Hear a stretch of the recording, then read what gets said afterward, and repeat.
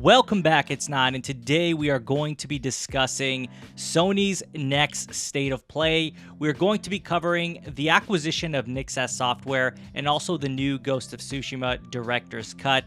Now, the reason why I'm late on the two topics here is because I had my basement flood. If you guys didn't know, I was talking about it on Twitter, and so that put me behind a little bit as I had to clean that up first, make sure everything's safe, and then I would get back to producing videos. Now, of course, that's not all done and dealt with, but I can certainly get back to making content for you guys, as I'm sure you're used to me being right on top of all the news, and I've been away for the last few days. But let's get into this, and we're going to be talking about State of Play, all right? We've all been wondering, when is Sony's next State of Play? Game Rant put out an incredible article that we're going to go over. I've highlighted some key points that are going to give us an idea of what's happening, as they have noticed a pattern in the way Sony announces their State of Plays, at what time, and shortly how long after they actually have the State of Play. So every State of Play in 2021 so far has followed a pattern, and there have been 3 State of Plays this year. February 25th featured several games including Returnal and Final Fantasy VII Remake Intergrade.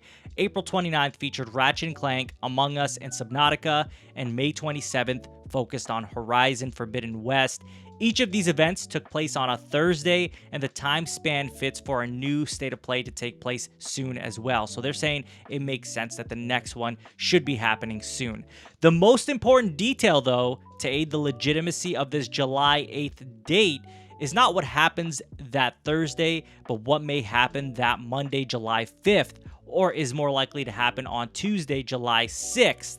So the February 25th State of Play was announced on February 23rd, the April 29th presentation was announced on April 26th, and the May 27th one was revealed on May 25th.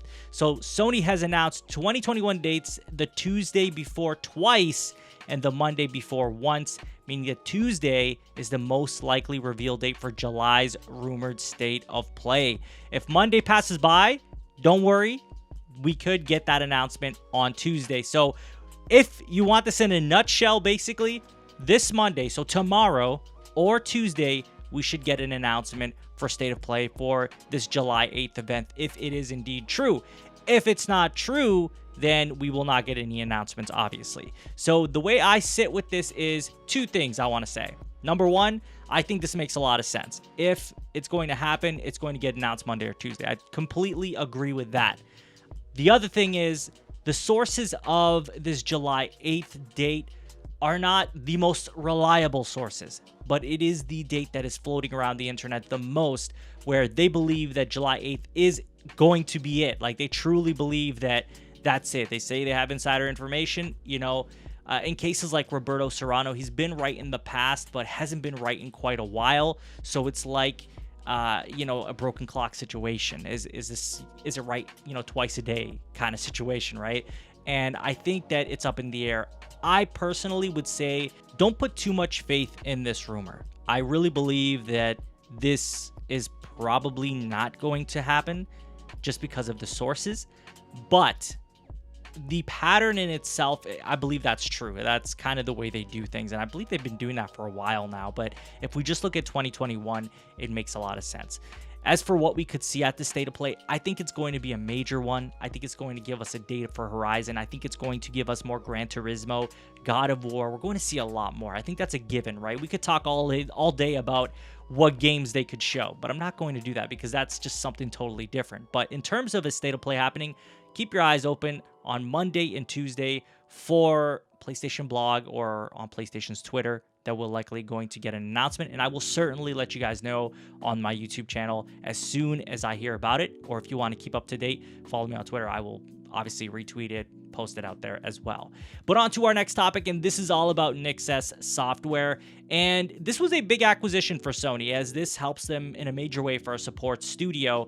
I'm not going to go into the nitty-gritty of this because it's been out for a while now, but really what I want to talk about is how there's a lot of talks, speculation from fans and people in the industry that believe that this could be a sign of more ports to come to PC, maybe porting older games like PS3 games to PS4 and 5. And all these things I think are pretty accurate. All these things could very well be the case, but there is another side to this, as they did get support with Guerrilla Games and their Killzone game for PS4. So I feel like they could very well work more as a support studio as well. But this would take a lot of time off of developers' hands when they're trying to port a game to PC. As we know, that's kind of Sony's strategy going forward, that they want to port more games to PC. And if, they could take over and then say Guerrilla Games or whoever else can just work on their next product, I think that works really well in their favor as well. In terms of, this being a solution to backwards compatibility, in theory, it sounds great. I just don't know that PlayStation is that invested in bringing older games forward, as they just haven't shown the signs of it. I could be wrong on that, but personally, from what I've viewed from PlayStation, I don't think they are that invested in bringing older games forward in the sense of like PS3 games. I mean, even the PS2 games that they brought to PS4, there wasn't that many of them. And so that's why I wouldn't put too many, hopes into seeing PS3 games come to PS4 and 5, although that would be amazing. But I think this is going to be more of a support studio situation, and they are likely going to try to help port games over to PC. And those are the two things that I think that they are really meant for here. And I know there were some thoughts of like them creating their own game. I don't know how true that is, as lastly, the Nixxes founder and senior director of development said, "We can't wait to get to work and are so excited to bring our technical and development expertise to an IP powerhouse like PlayStation Studios. We're looking forward to working with some of the most talented teams in the industry to deliver the highest quality gameplay experiences for PlayStation fans."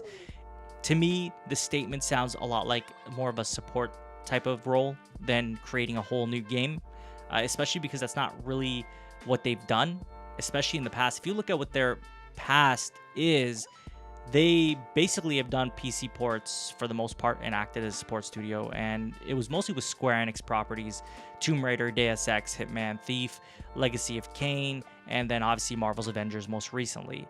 And I think that that's probably what we're going to see going forward, is still that support role in helping, port games and work on games with other studios, which is not a bad thing. I think that's great that they're going to be there for that. I think PC porting and just porting in general is very important based on Sony's current strategy. But on to our last topic, and this is all about Ghost of Tsushima, the director's cut. Obviously, we've been talking about this before it even got officially announced, right? There was just too much smoke, and it ended up being true. So there's a lot here that we can talk about, but again, this is one of those situations where it's been out for a while, and so I'm not going to really dive deep into this. But the key points are there's going to be PS5 enhancements. There's going to be an expansion with Iki Island, and I think that in itself sounds really exciting for me. You can pre-order an upgrade to Director's Cut on PS4 for $20. This upgrade will become available starting on August 20th. And on August 20th, if you bought Director's Cut PS4, you'll be able to upgrade to Director's Cut PS5 at any time for $10. You can also upgrade directly from the original Ghost of Tsushima to Director's Cut on PS5 for $30. Now, I'm not going to just skip over the fact that there's a lot of talks about how this doesn't seem right to charge so much for a PS4 to PS5 upgrade. And I understand the frustrations. I really do. I think that when you are looking at the industry and you see so many people offering free upgrades, you start to wonder, why is Sony charging for this? I do see a lot of comments out there saying that they are not too happy about this, and I do see people defending it as well, saying you bought the PS4 product, that doesn't entitle you to the PS5. I do understand charging for the DLC expansion. That makes a lot of sense. I think that's rightfully so. As for the paid upgrade to PS5, I do know they added extra features as well, outside of the DualSense controller, but like enemy lock-ons and quality of life improvements. So there is that as well. But yeah, this is something definitely in the community where people are split. Some people are upset about it. Some people are saying this is justified. Let me know in the comments what you guys personally think about that. I'd love to hear it. But that's all I have for you guys in today's video. I'd love to hear from you. What do you think of this whole rumor of the state of play happening July 8th and the pattern that has been noticed by GameRant.com? What do you think Nixxes Software's role is going to be at PlayStation? Lastly, how do you feel about this Ghost of Tsushima Director's Cut and the way they are pricing not only the game, but also the upgrades as well. As always, if you have not subscribed already, please hit that subscribe button, hit that notification bell to get notified about all my upcoming videos, and hit the like button. It helps the channel a ton. You can follow me on Twitter and Twitch. Links will be in the description, and share this video with a friend. I will talk to you all on the next one. Take care.